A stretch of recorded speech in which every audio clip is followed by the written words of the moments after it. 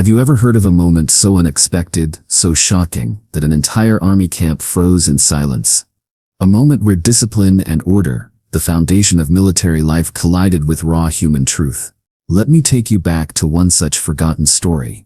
A tale buried beneath dust and secrecy, whispered only in corners of history, yet powerful enough to still echo today.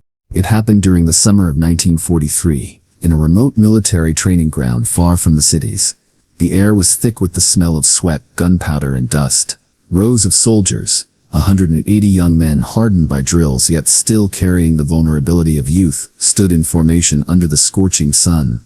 Their boots sank into the dry earth, their rifles glistened, and their uniforms clung uncomfortably to their backs. They had been summoned, without explanation, for a special assembly.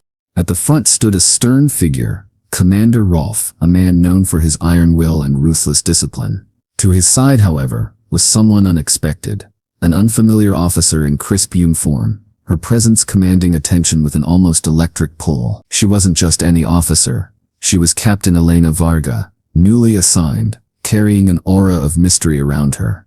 Rumors had already spread like wildfire. Some said she had fought behind enemy lines disguised as a civilian. Others whispered she once led resistance fighters before joining the army. No one knew what was true, but every eye was fixed on her.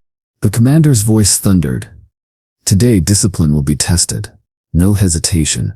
No weakness. He gestured toward Captain Elena. She has requested something unusual. The soldiers exchanged puzzled glances. Then Elena stepped forward, her gaze sweeping over the lines of men, her voice sharp yet strangely calm.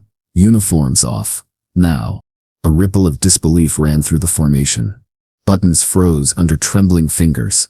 Soldiers shifted nervously, unsure if this was a trick or some cruel punishment. Removing uniforms in front of their commander, in front of each other, stripped them not just of cloth but of dignity. Still, orders were orders. One by one, jackets came off, belts unclasped, boots unfastened. The sound of fabric rustling filled the heavy air as rows of men reluctantly obeyed. When all 180 soldiers stood in their undershirts, sweating and stiff with unease, the commander gave a curt nod. But Elena did not stop. Her next words cut deeper than a blade. Not just them, me as well. Gasps spread like wildfire. No woman officer had ever done such a thing before. She began unbuttoning her own uniform jacket with steady hands, her face unreadable. The men stood frozen, caught between shock and respect, unable to look away. Commander Rolf's jaw tightened. He had allowed this demonstration, but what game was she playing? Then came the moment that shattered the silence. As Elena slipped her jacket from her shoulders, the thin fabric beneath revealed more than skin. It revealed ink, a sprawling tattoo, etched across her back and shoulder, bold and dark against her pale skin. The symbol was unmistakable. Commander Rolf's eyes widened, his breath caught. He staggered half a step back as if struck. For the soldiers, it was just an image, strange, defiant, but for him it was a ghost from his past. The tattoo was not a decoration. It was the emblem of a resistance faction, one the commander himself had fought against years before. A group known for their daring raids, for haunting the occupying armies, for fighting not with numbers but with unbreakable spirit. And at the heart of that faction was a girl, barely 20 then, who had led ambushes in forests, blown up supply trains and vanished like smoke after each attack. They had given her a name whispered in fear, the Wolf of the East. Rolf stared, his throat dry. The realization crashed upon him. Captain Elena Varga was not just a soldier assigned to his command, she was her.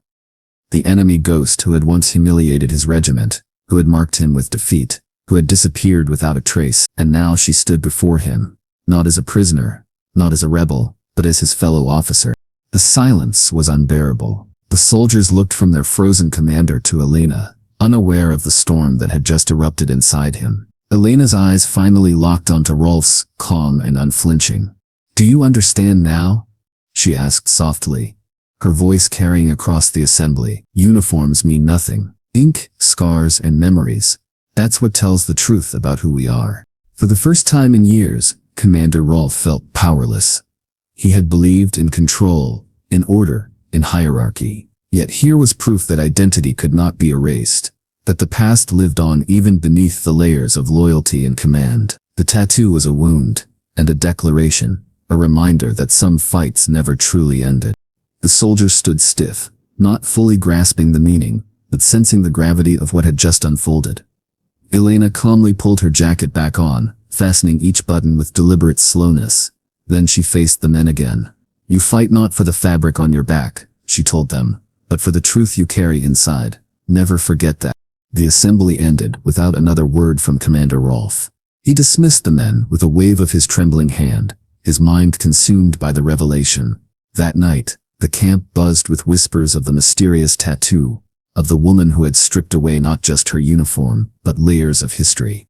And though history never recorded it in official reports, those 1880 soldiers would never forget the day when their captain stood unafraid, when a tattoo froze a commander, and when discipline bowed to truth. Because sometimes, the stories that are never written down are the ones that live forever in the hearts of those who witness them.